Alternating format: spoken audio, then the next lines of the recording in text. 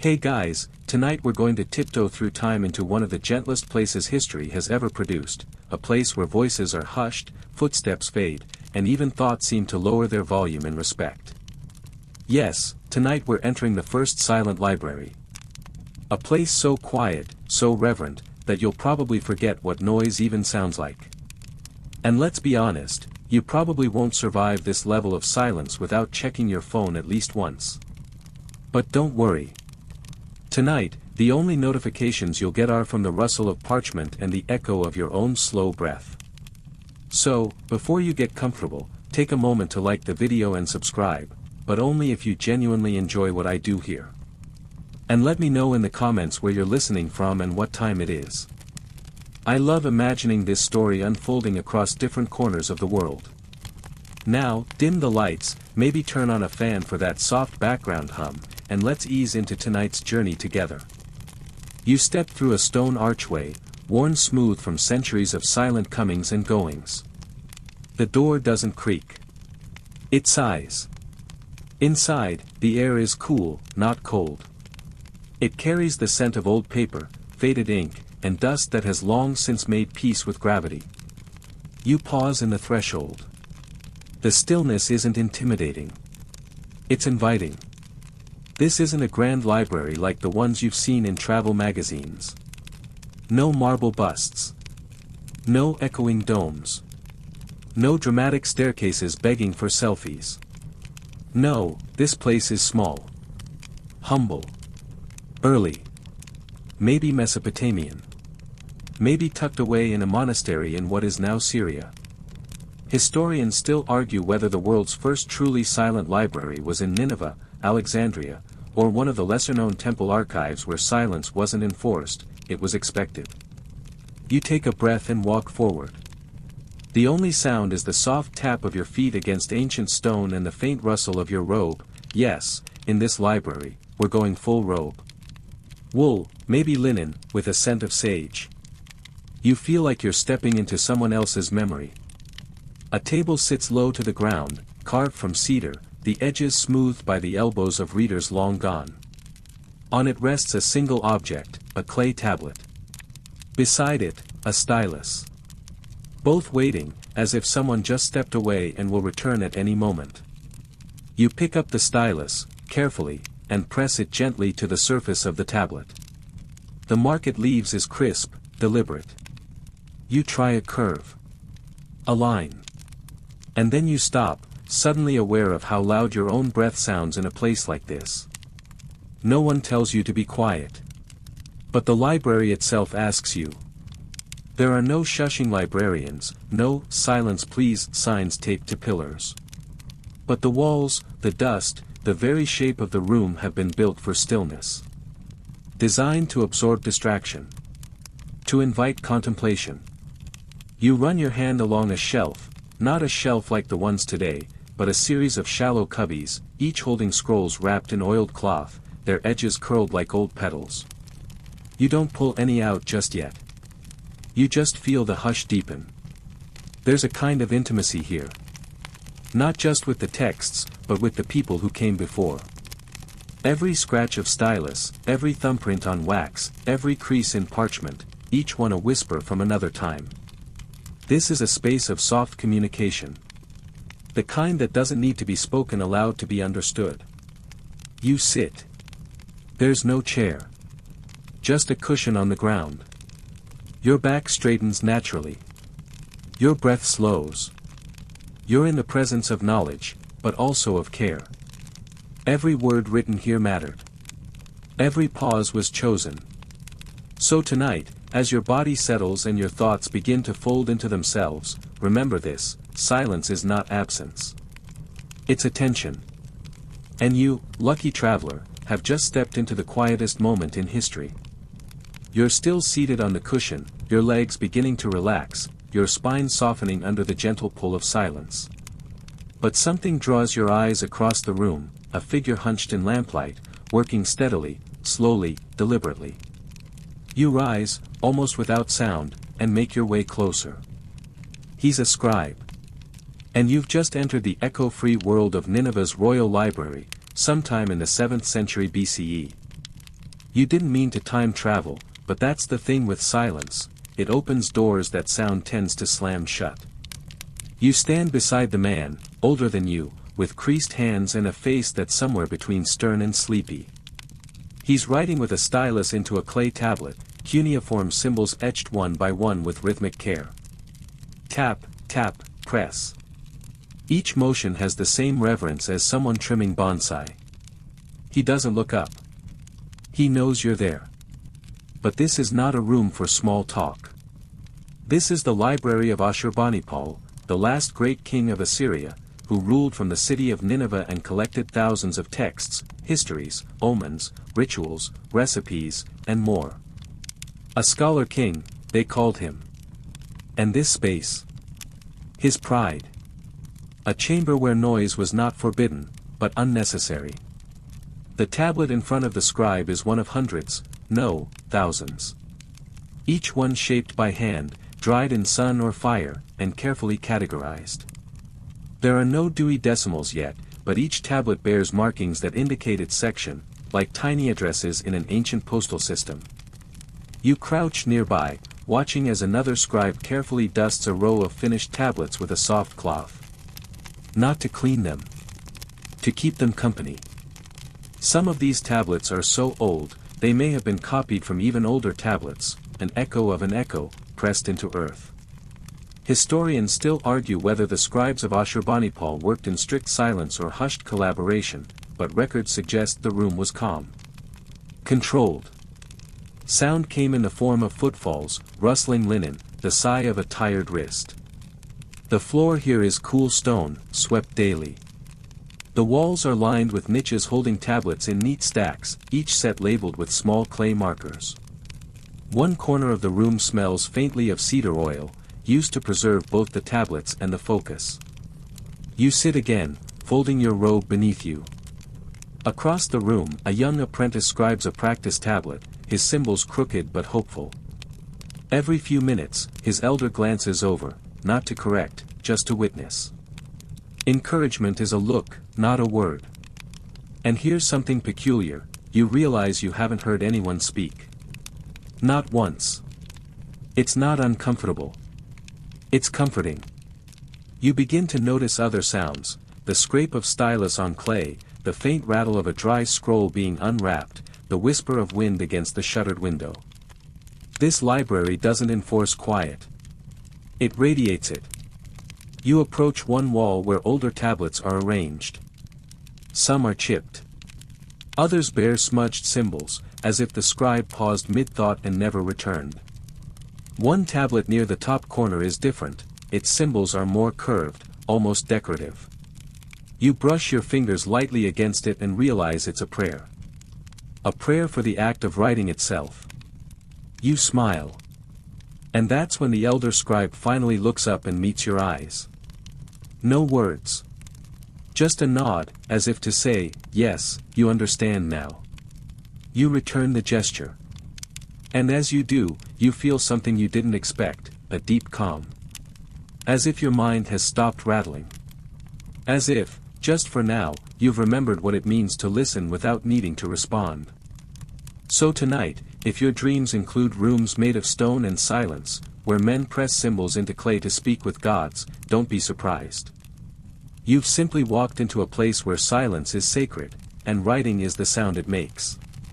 You rise from the scribe's side, legs a little stiff, joints cracking softly, though even your own bones seem hesitant to interrupt the calm.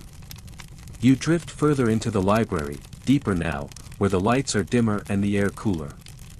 Your feet glide across the stone, and each step becomes quieter, until you start to wonder whether you've simply stopped making sound altogether. And now, in front of you, lies an older part of the collection. This is where the scrolls live. You reach out to one, nestled gently in a recessed niche. Papyrus. Coarse. Dry to the touch, but not brittle. You feel the texture, like ridged linen, like palm leaves flattened and made immortal. You unroll it just enough to see a few faded lines, delicate black ink, drawn with something that once grew from the Nile and now tells stories from another time. This isn't Nineveh anymore. You've wandered into Alexandria, or perhaps into a scroll room of Ptolemaic Egypt. The library is grander here, but still silent. You can almost see the shadows of robed figures walking past you, unrolling scrolls on wide wooden tables, their fingers tracing lines of Greek, Coptic, and who knows what else. This isn't a library of just one people, it's a library of the world, built by conquerors, scholars, and scribes. Historians still argue whether the Library of Alexandria truly enforced silence or operated more like a scholarly marketplace of ideas.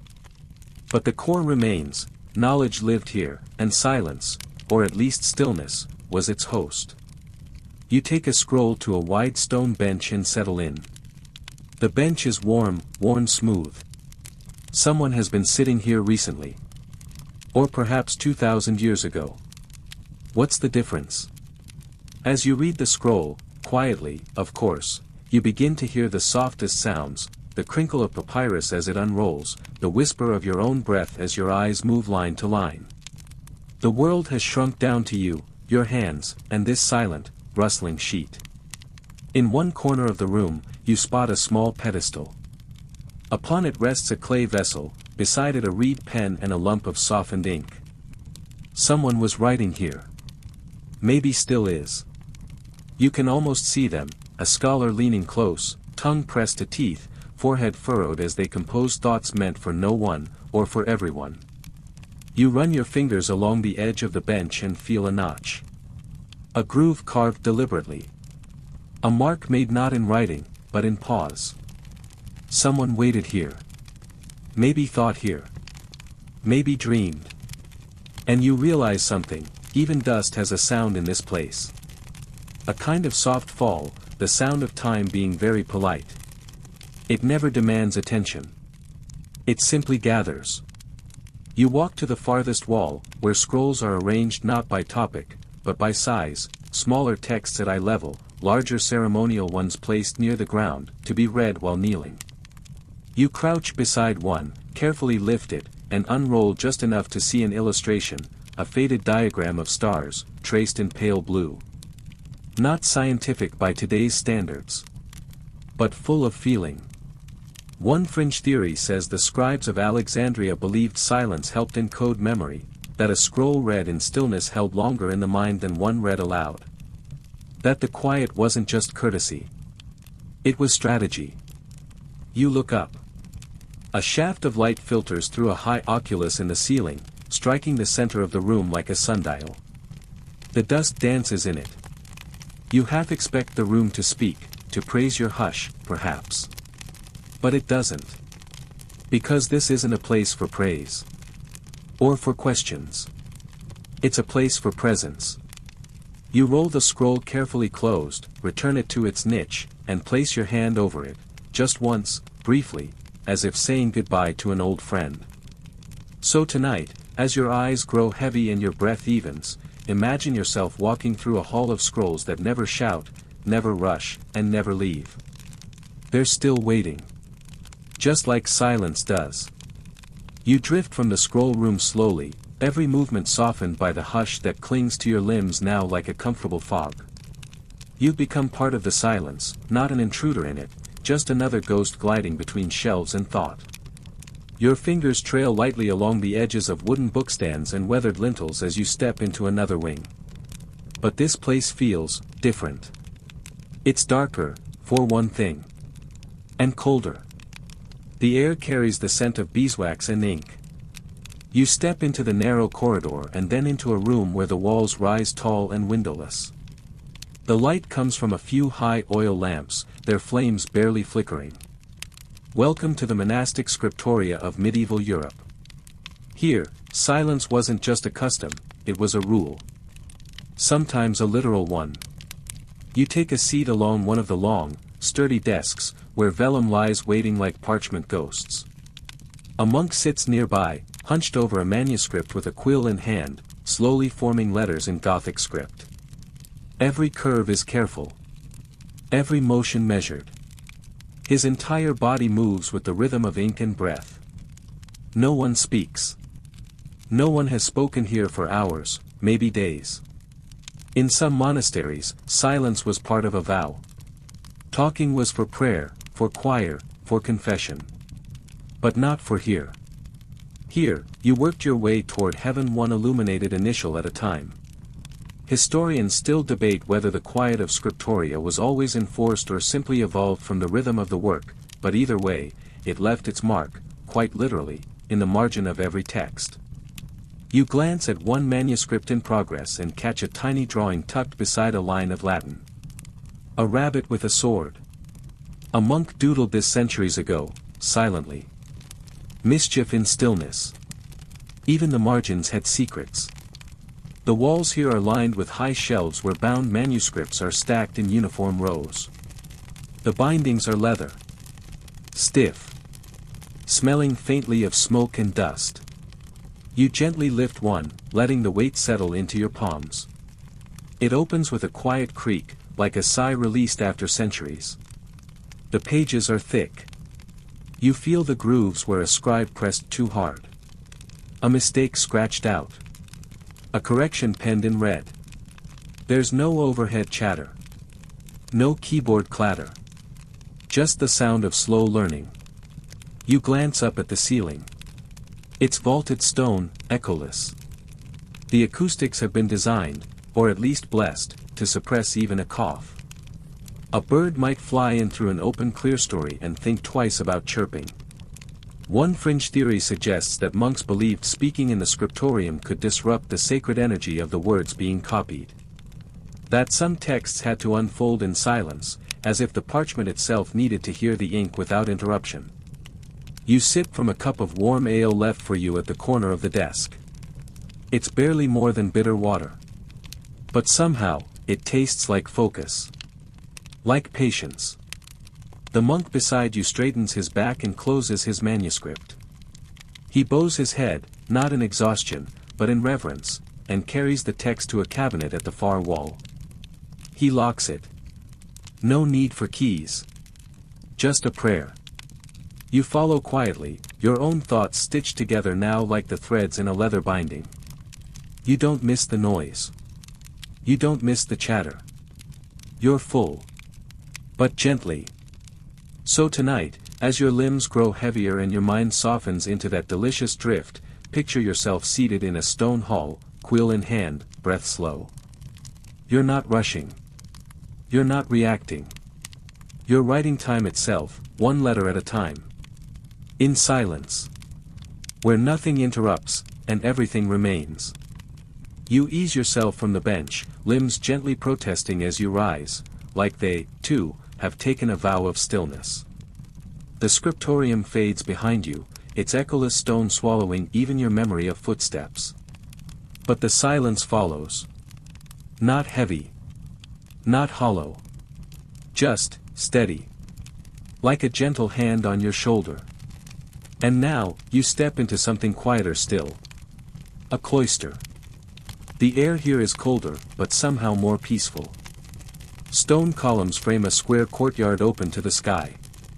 Grass grows in the center, but it's trimmed so neatly it might as well be carpet. Along the edges, long wooden benches line the walls. And resting beside each one, open books, waiting. You're in a cloistered library, the kind found in Benedictine monasteries across medieval Europe. This isn't a place for casual reading. This is a sanctuary built around silence. You take a seat on one of the benches and notice how even your breath echoes here, not loudly, but intimately, like a whisper you meant only for yourself. Monastic architecture had one very specific goal, peace of the soul.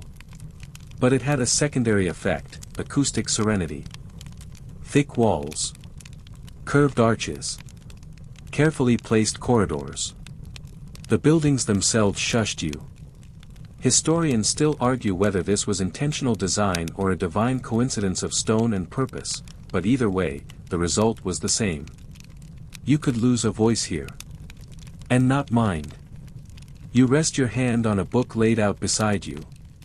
It's open to a psalter, pages stiff with age, lettering tight and tidy. In the margins, notes scratched in with disciplined fingers. The ink is brown now. The pages smell of wax, rain, and something leafy. You don't read it aloud. You just follow.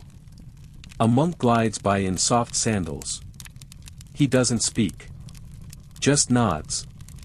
His cowl brushes against the stone as he turns the corner, leaving only a breeze in his wake. You realize, in this place, silence isn't emptiness. It's a kind of companionship. Like you're alone, but also completely not. You sit back, watching as shadows shift along the cloister walls. The only sounds are the birds outside, though even they seem unusually respectful, and the occasional rustle of turning pages from across the corridor. One fringe account describes cloisters like this as silence machines, not just spiritually, but mentally.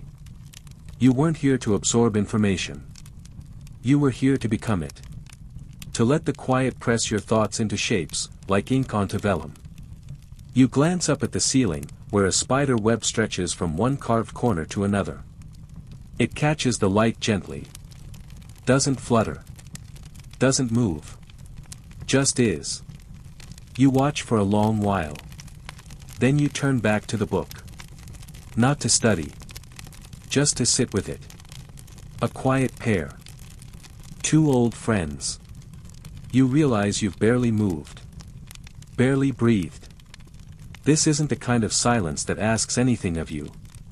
It doesn't want you to listen harder or clear your mind. It simply gives you space. And trusts you to use it well. A bell rings faintly in the distance, not loud, but clear. Somewhere beyond the walls, another monk turns a page. Someone else rises for prayer. But here, the stillness stays. So tonight, as your breath deepens and your eyelids grow heavier, imagine yourself sitting beneath an arched cloister, your back warmed by stone, your hands resting on a page. Nothing is happening. And that's the best part. You've entered the kind of silence that doesn't ask questions. It simply keeps you company. You remain on the cloister bench a moment longer, basking in the kind of quiet that feels less like absence and more like permission. Then, with a small shift of your shoulders and a stretch of your ankles, you rise and wander back inside, where the air is just a little warmer, but still perfectly hushed. You step through a narrow archway and find yourself in a smaller room, round, cozy, almost intimate. The stone walls curve around you like a protective hand. You spot a single high window casting pale light across a wooden alcove in the far corner. A reading nook. The room is part of an early Renaissance library now, Italy, maybe, or the Netherlands. No longer a scriptorium. Not quite a public space either. This is something new, a library designed for individual reading. For quiet study. For quiet everything. You pad softly toward the nook, where a wooden desk is fixed against the wall, and beside it, a tall chair that's been polished smooth by centuries of focused fidgeting. You run your fingers along the carved arms, etched initials, lazy spirals, maybe even a half-finished chessboard. Someone once sat here and thought too hard to finish the game. You sit. The desk slopes forward gently. There's a narrow groove along the top for quills. A faint ink stain in the corner. This is where solitude lives. Not loneliness. Solitude. Books line the surrounding shelves, all bound in soft leather, their spines too polite to shout their titles. You pull one down, a collection of treatises, handwritten, some in Latin, others in a thick, curling script. You open it, and the pages part like quiet wings. The binding doesn't crack. It exhales. Historians often trace the birth of silent reading to spaces like these, where a growing middle class, students, and scholars read alone for the first time. Where reading wasn't done aloud in groups anymore, but privately, inwardly. It's easy to forget how new that was. Reading had long been performative, a shared event. But now, in this room, it's internal. Each word enters not your ears, but your eyes, and lands softly somewhere in your mind, without needing to announce its arrival. You glance up from the page, and everything is still. The only sound is the faint tick of wood settling, and maybe your own heartbeat. You're the only one here. And yet, The silence is full, of thoughts, of echoes, of things that might be whispered but don't need to be. One fringe tale suggests that early readers in spaces like this were thought to be slightly suspicious. Too much quiet reading could, apparently, lead to ungoverned thoughts. To ideas that weren't approved. To imagination. Dangerous stuff. You smile at the thought. You leaf through the book slowly, pausing over a tiny illustration, a man asleep in a chair, a candle still burning. The caption below reads, Studius somnolentus. You get the feeling you're being gently teased by history. A breeze stirs through the window now, fluttering a page. You let it. There's no rush. No pressure to finish. No reason to skim. Because this is a room made for depth, not speed. And isn't that what silence gives us? Not just quiet, but time. To sit longer. Think slower. Feel more. You close the book, gently, and return it to the shelf. The spine clicks into place with a sigh that only the room hears. You lean back in the chair. Not to read again. Just to be. So tonight, if your dreams take you to a desk in a round room, where pages whisper and nothing expects anything of you, don't rush to leave. This silence is yours now. And it's in no hurry. You linger in the reading nook a little longer, letting the hush settle over your shoulders like a heavy wool shawl. Then you stand, stretch silently, and continue deeper into the building. The walls here grow wider, the light more purposeful. You're not in a medieval cloister anymore. You've stepped into something newer, though no less reverent. You've entered the early modern era, when the library began to resemble what we know today. Not just shelves and scrolls. Not just monks and murmurs. But an organized, shared, civic space. And with it came a strange little innovation you never really think about. The "Silence Please" sign. You chuckle quietly. Yes, it sounds like something born in a school hallway or pinned beside a frowning librarian's desk. But these signs were more than just instructions. They were a cultural turning point. An announcement that quiet was no longer assumed, it had to be requested. You walk through a wooden corridor now, polished oak beneath your feet, oil lamps flickering along the walls. The room you enter next is long, vaulted, and filled with tall windows that invite the kind of light made for reading. Scholars sit spaced apart at long desks, heads bowed, hands occasionally scribbling. And at the front of the room, a single wooden placard, hand-painted. Please observe silence. It's formal. Gentle. Firm. Historians still debate when the very first silence sign appeared in a library. Some trace it to 17th century university collections, others to Enlightenment-era reading rooms where debate grew too lively and someone had to say, "All right, that's enough Voltaire for now." You pass between rows of desks and feel the difference. This isn't the sacred silence of a monastery. It's the agreed-upon quiet of a community. Chosen, not enforced. A kind of social contract written in lowercase letters. You stop at a table where someone's left their reading glasses on a parchment. No one touches them. They'll be back. And no one needs to say a word about it. The silence holds that place like a bookmark. You sit down across from an open atlas. The paper is crisp but worn, like it's been turned carefully by 1,000 curious hands. A map of the Ottoman Empire. You follow the coastline with your finger. It curves like a sleeping cat. A whisper of paper rustles behind you. Someone flips a page. Someone else clears their throat, just once, and immediately feels bad about it.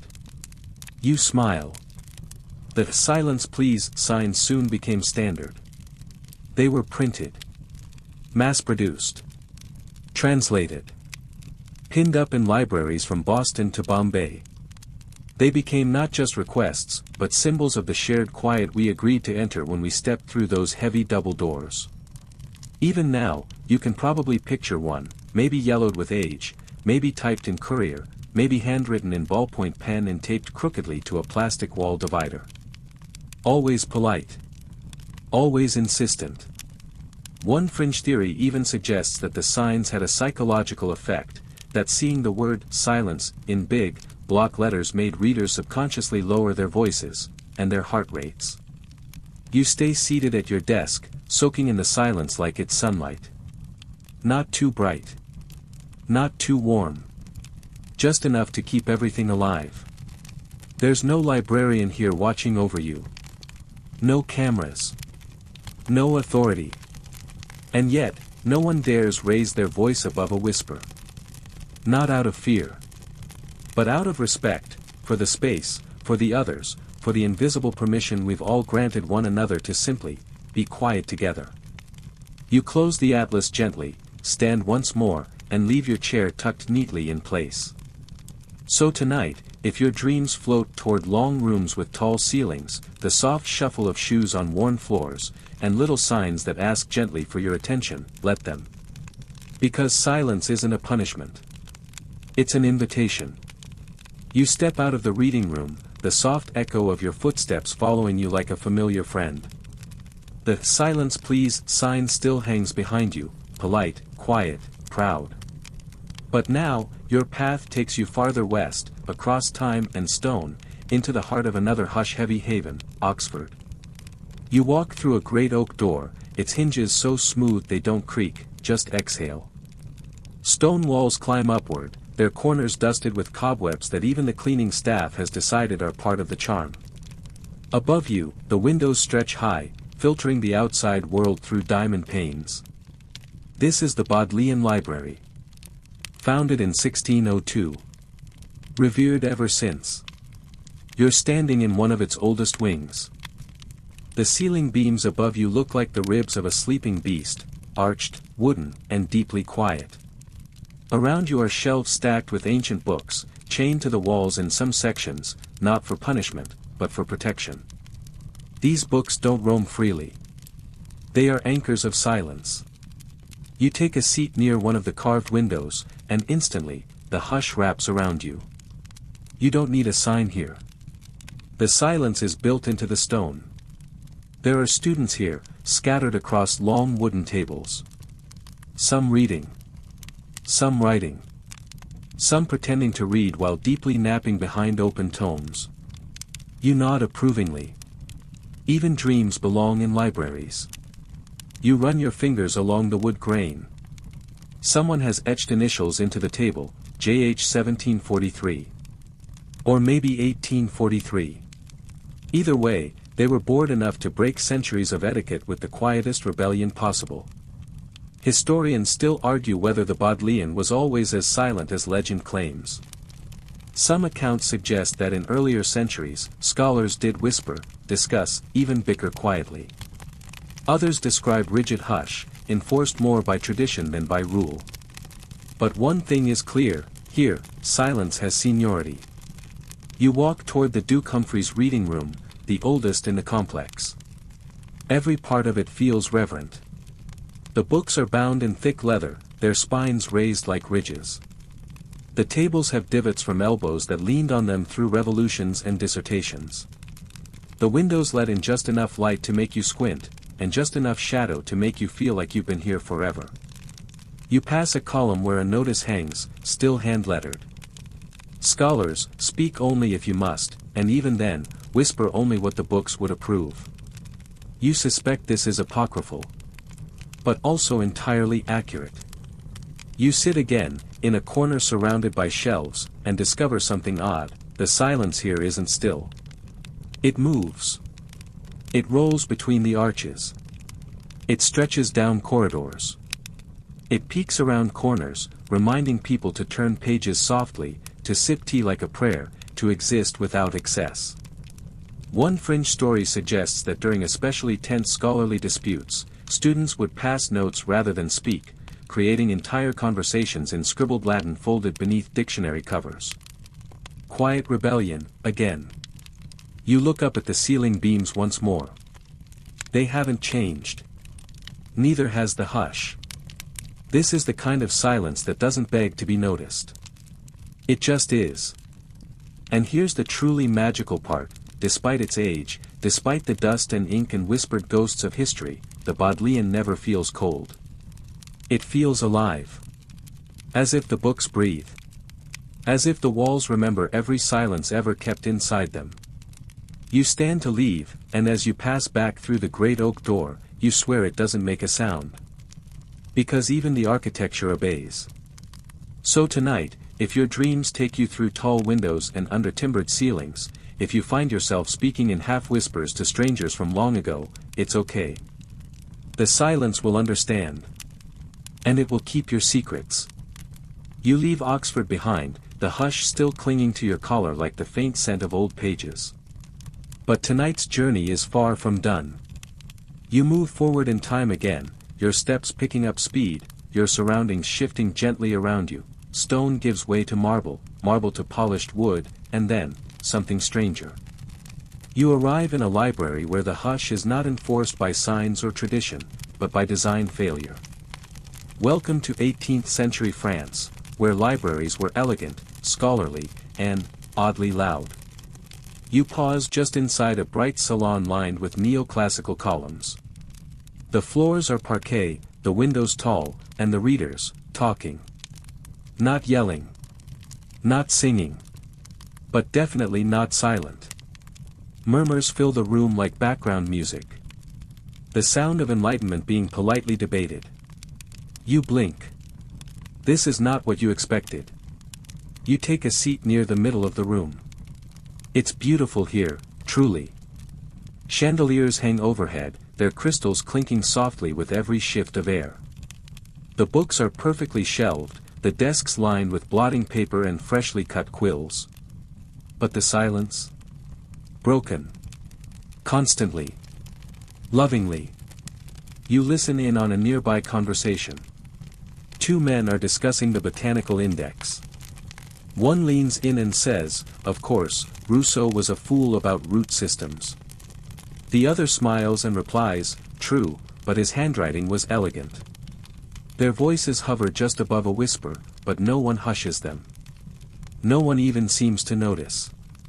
Historians still argue whether these libraries were intended to be talkative, or if they simply evolved that way, products of an intellectual culture that valued discussion as much as documentation. In some spaces, reading out loud was still common. In others, it was considered proof that one could comprehend the text. That silence implied confusion. You walk to a wide reading desk at the window, where a copy of encyclopedia lies open. The ink is fresh enough to still have smell. You flip a page, and your neighbor leans in to comment on the engraving. You smile and nod. This is not a place for isolation. This is a library as salon. And it's not just conversation. It's performance. Readers take turns aloud, especially when books are rare or fragile. One reads, the rest listen. There's something democratic about it, and something deeply exhausting. You sip from a small cup of weak chocolate set beside a book stand. The drink is lukewarm. The voices are not. Someone drops a book. It lands with a dramatic thud. Everyone looks. No one scolds. A few chuckle. There's a charm to it. A kind of golden hour buzz that makes you feel like ideas are alive here. Not pinned to paper. Not trapped in pages. But floating, shared, spoken into the air. And yet, there's a part of you that misses the stillness. You move toward a side alcove where a man is clearly trying to read in peace. His eyes are narrowed, his posture tense. His book, some forgotten volume of astronomy, is held open like a shield. He's losing the battle. Even the Enlightenment has its casualties. A fringe anecdote claims that librarians at this time began creating whispering zones in libraries, not official policies, but gently enforced cultural borders where silence could be protected like fine china. You sit beside the astronomer for a while. He doesn't acknowledge you. But he doesn't move either. And gradually, the volume of the room fades, not because people get quieter, but because your attention shifts. You found a pocket of stillness inside the noise. A hush that wraps only around your table. You flip through a collection of fables. The paper is thin, the ink light. But the message is timeless. The quiet fox always learns more than the shouting rooster. You leave the alcove an hour later, head full of softly spoken debates and politely passionate arguments. You pass the front desk, where a librarian is delicately reminding a group of students not to gesticulate so wildly with their compasses. So tonight, if your dreams find you in a room filled with candlelight, the murmur of readers, and the occasional burst of French sarcasm, don't worry. Some libraries are loud. But their silence lives just beneath the surface, waiting for you to lean in. You step out into the night, leaving behind powdered wigs, whispering salons, and the gentle clatter of Enlightenment-era enthusiasm. The air is cooler now, crisper. The stars above you blink with the soft indifference of deep time. You walk a few paces and the world shifts again, just slightly, into the hum of order.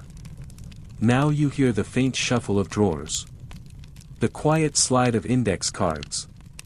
The subtle clicking of typewriter keys being pressed very carefully.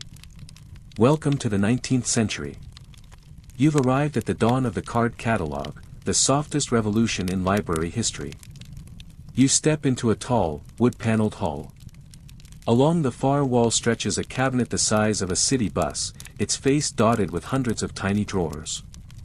Each one no taller than a paperback, each one holding rows of cards, handwritten, typed, and stamped with invisible authority. You pull open a drawer. WTHT. That sound. The one only card catalogs can make. Like a breath inhaled and held politely. Inside, a sea of alphabetized cards. Darwin, Charles, Origin of Species, QH 365. Each card a quiet contract between librarian and reader. Here is where it lives. Go find it. Historians still argue whether Melville Dewey's cataloging system brought more clarity or more headaches to libraries. But no one denies this, it ushered in a new kind of silence, the hum of infrastructure. Quiet, orderly, navigable. You sit at a nearby desk, flipping gently through a few cards. Each one is a miniature biography. A tiny passport. Some are slightly smudged, their corners worn from generations of fingers. You wonder who else has held this exact one. Did they find the book? Did they get distracted by another title along the way? The librarian glides past, soft shoes, even softer voice. She places a fresh set of cards into an open drawer and closes it with a subtle thud. No announcement. No fanfare. Just the rhythm of organization. A student walks by and consults the catalog. They write a number on a slip of paper and vanish into the stacks. Not a word spoken. The system speaks for them. There's something meditative about it. Like watching a train timetable run on time. The card catalog doesn't tell you everything, just where to begin. You turn to the shelf behind you and pull down a bound volume. It's a thick science text from 1887, its cover worn like an old coat. You open it and find something wedged between the pages, a card, slipped in long ago. Not a library card. A postcard. It reads. Quietest in the morning. Pages nearly hum. Found what I wasn't looking for. No name. Just the date, 1904. You smile. Because that's what these early libraries gave us, the silence of discovery. Not just reading, but seeking. A treasure hunt without noise, where your only compass was a drawer full of paper slips and your own curiosity. Fringe accounts tell of librarians who could navigate entire collections from memory, quoting call numbers like poetry. Some even swore they could tell which books would be checked out next just by watching which drawers were most frequently opened. You close the drawer you opened earlier. WTHT. Still satisfying. You sit back in your chair. The lamp above glows softly, casting your shadow in neat lines across the floor. Someone drops a pencil across the room. It rolls once. Twice. Then stills. Even accidents are gentle here. So tonight, if your dreams open not with music but with the sound of paper sliding gently against paper, let them. Let them drift between drawers and shelves, between typed names and worn corners. Because sometimes, the quietest stories are the ones waiting behind a single, alphabetized card. You stand once more, your chair whispering against the polished floor, and the drawer closes behind you with a final satisfying click. The hush in this place doesn't ask for attention, it simply happens, like sunrise. You step into the corridor, the walls narrowing, the ceiling lower. The carpet underfoot muffles your steps completely. You're heading into the 20th century now. Into a place where silence was engineered. The air changes. Cooler. Drier. The lights are deliberate, even in tone. You enter a room built in concrete, glass, and metal, but softened with fabric and panels. The tables are wide, the chairs smooth. The bookshelves no longer reach so high, everything is eye-level, manageable, modular. You're standing in a modernist library, a space designed not just to hold books, but to hold stillness. Because now, architects aren't just building rooms. They're building acoustic experiences. You wander to the center of the reading room, where everything seems to float, chairs barely scrape, people barely cough. It's quiet not because of rules or signs, but because the walls absorb sound. You speak aloud, and it feels wrong. Your voice falls to the floor like a dropped glove. Soft. Unwelcome.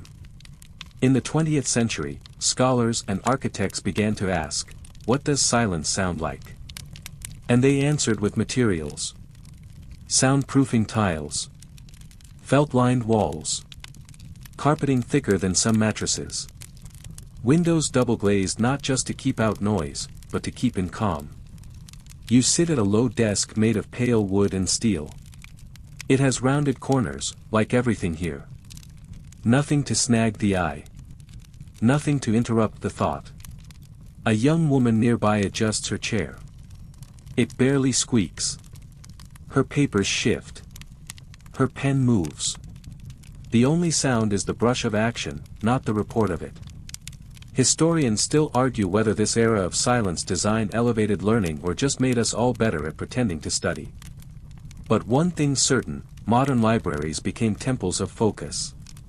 You pass a study pod built into the wall, its frame padded, its light dim. Someone sits inside with headphones on, oblivious to everything. Even their silence is optional, curated by playlists of lo-fi beats and white noise. You stop by a shelf of psychology texts and notice something odd, there are no dust jackets. Just muted colors, block fonts, and titles that don't shout. Even the books are trying not to make a scene. In the corner is a reading lounge, beanbags. Potted plants. A table with tea in silent thermoses. It's cozy, but not chatty. People murmur only to themselves. You'd feel guiltier speaking here than in church. One fringe anecdote says a 1960s library in Denmark spent more on acoustic fabric than on furniture. The chairs were intentionally less comfortable, not to punish readers, but to encourage movement between mental states without distraction. You flip through a slim volume on architecture and find a quote. Stillness must be designed, or the world will forget how to listen. You sit with that for a long time. In this space, silence is no longer a byproduct of reverence or accident. It's manufactured peace. Not sterile. Just calm. Planned. Measured. Meant. And here's the part that feels both strange and comforting, the silence works. You find yourself breathing slower. Your shoulders drop. Your thoughts stretch out into longer lines, less clipped. Like the room is giving you permission to be unhurried. So tonight, if your dreams unfold in softened angles and felt-lined corners, where pens don't click and thoughts don't rush, you're in good company. Because silence, like any good architecture, holds you exactly where you need to be.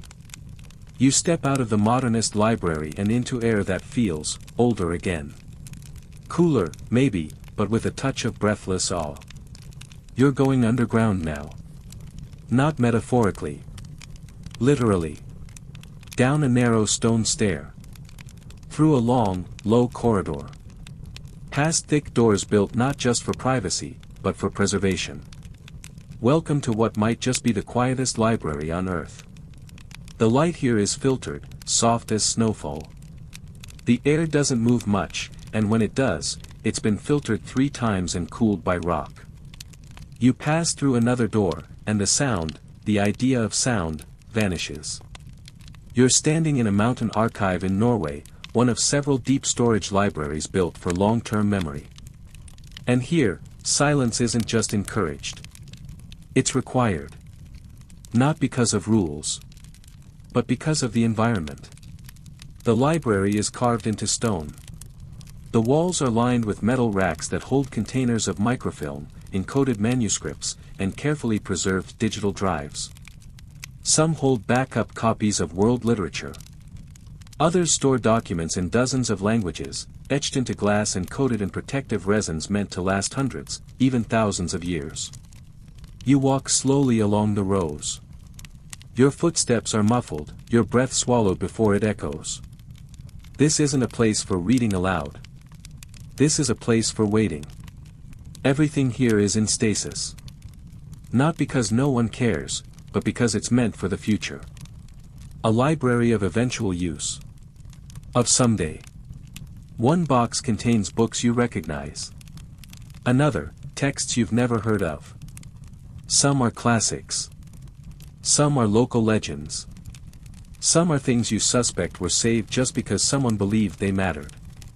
Historians don't argue much about these places, only how many people know they exist. These aren't tourist libraries. They're archives for humanity.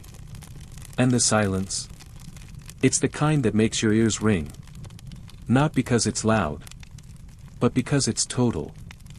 The hum of electricity here is nearly silent. There's no chatter. No tapping. The air has weight. Even your thoughts feel like they should tiptoe. You pause at a wall-mounted case. Inside is a scroll, sealed in glass, layered in silk, resting atop a bed of mineral wool. You can't read it. You're not meant to. Not now. That's the thing. This library wasn't built for the living. It was built for the remembering. You walk to a side room marked only by a carved glyph. Inside, no shelves. Just long, narrow drawers, each labeled with a date and a name. Some stretch hundreds of years into the past. Some, strangely, list future years. One drawer reads simply, "Open in 2150. You don't touch it. You just sit beside it.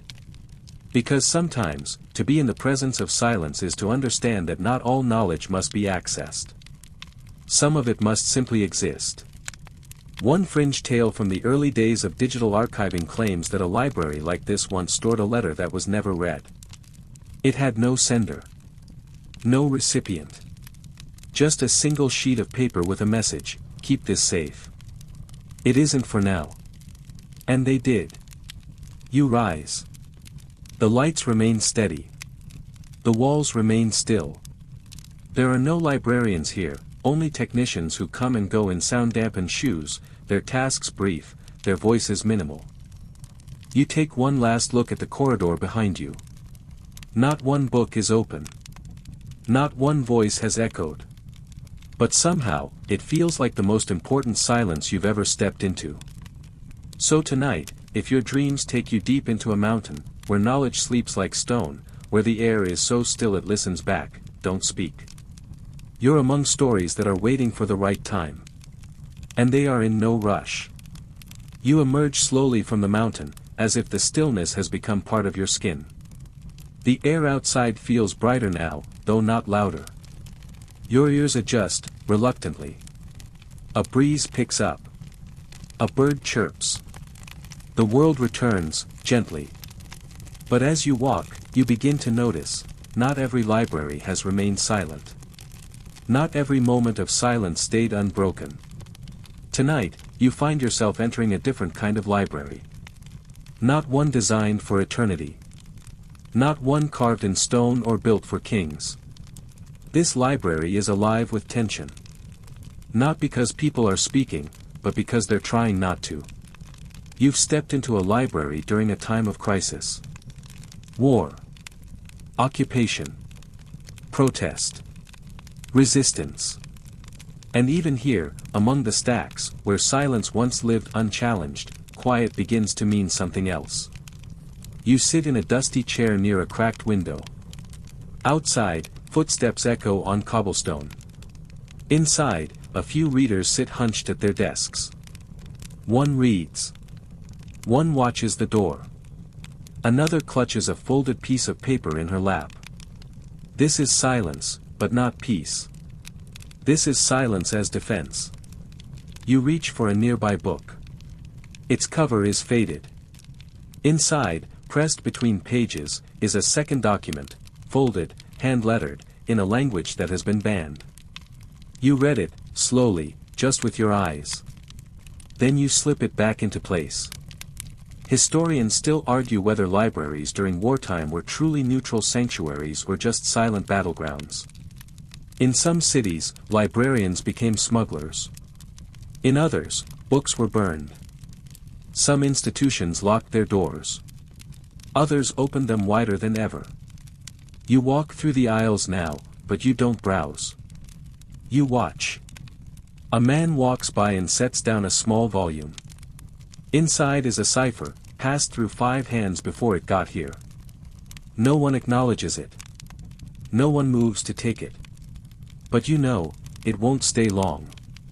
1 floor above, someone is archiving banned texts, binding them in plain covers, shelving them under false titles. The books remain quiet. But they are not docile. And here's where silence becomes resistance. Because in times of noise, of fear, of shouts and slogans and shouted orders, to sit quietly, to read, to preserve knowledge, is an act of rebellion. You climb a narrow staircase to a small study room.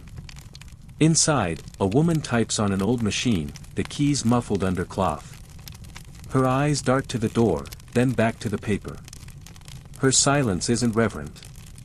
It's tactical. Fringe stories tell of libraries that doubled as hideouts. Where floors were hollow. Where walls whispered. One Polish archive reportedly disguised its basement as a boiler room. Its heat was the heat of words no one was allowed to read. You step out onto a balcony, overlooking the central reading room. There, a librarian shelves a book with shaking hands. Someone opens a notebook and begins to copy, quietly, carefully, before closing it with a trembling sigh. Silence has changed. It's no longer passive. It's no longer comfortable. But it is still powerful. You return to your chair and sit again. The folded message remains in your memory, though the page has long closed. The others around you glance at each other, not nervously, but knowingly. This is a place of quiet understanding. Not speechless. Just, careful. So tonight, if your dreams take you to a library where the quiet feels electric, where every turned page sounds like a decision, let yourself linger. Because silence can mean fear.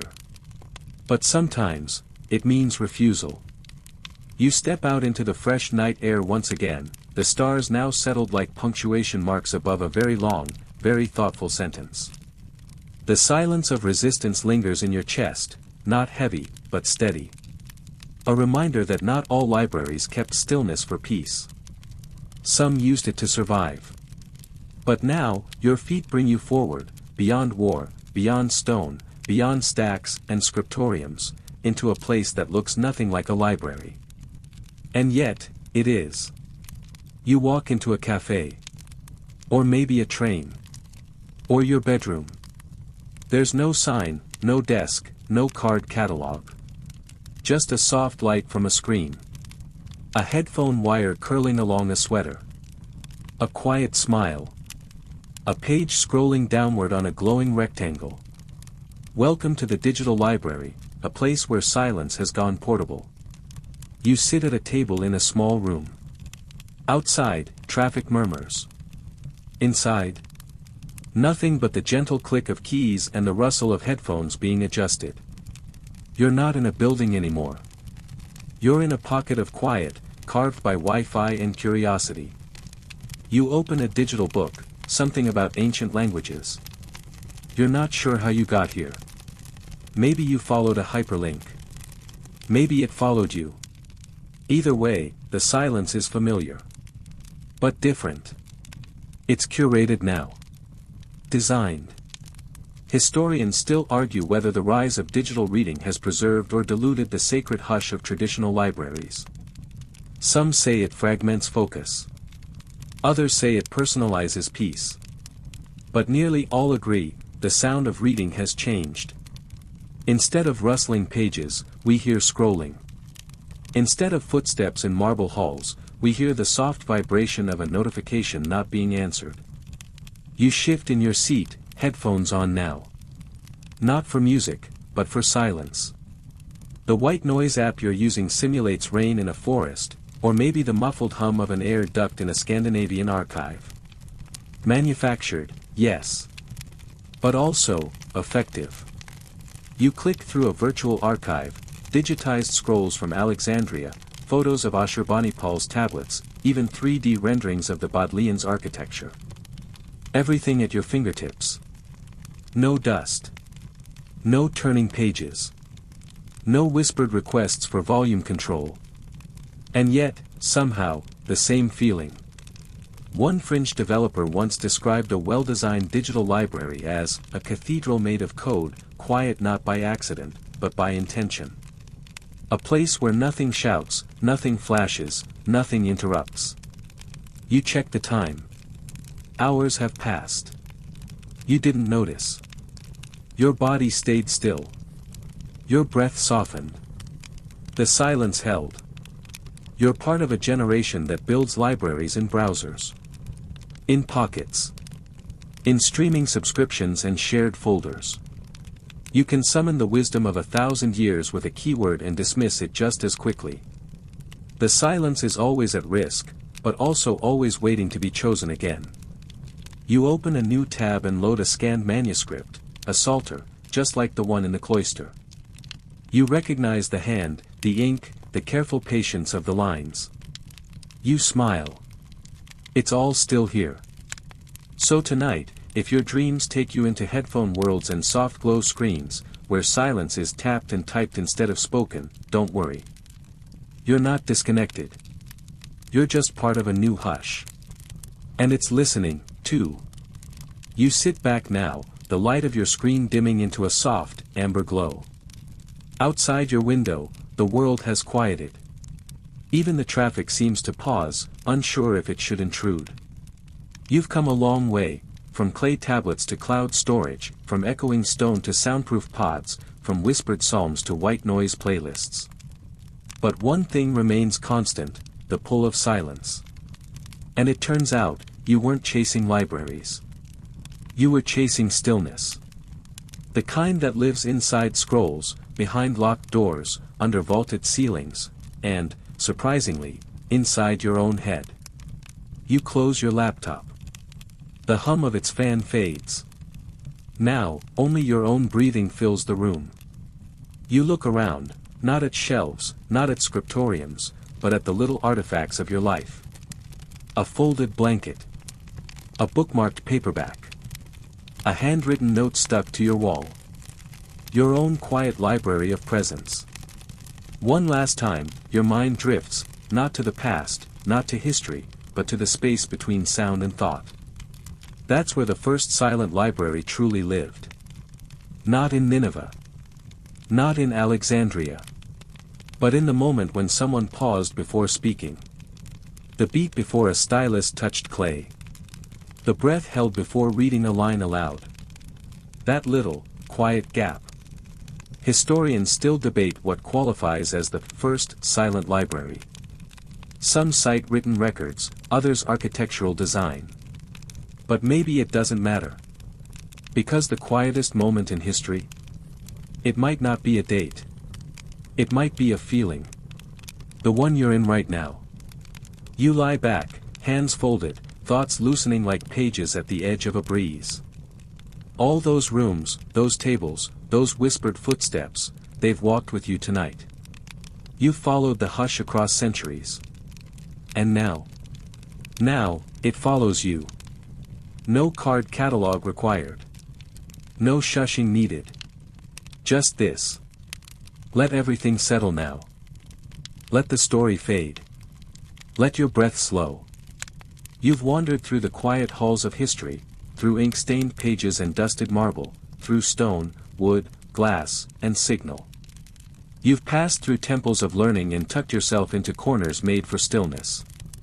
And now, you're home. Let the quiet you carried from those places soften into your limbs. Let your fingers relax. Let your shoulders drop. You don't need to hold anything anymore. Not the timeline. Not the facts. Not the thoughts. Just rest. Let your breath fall into a rhythm like footsteps on an old library floor.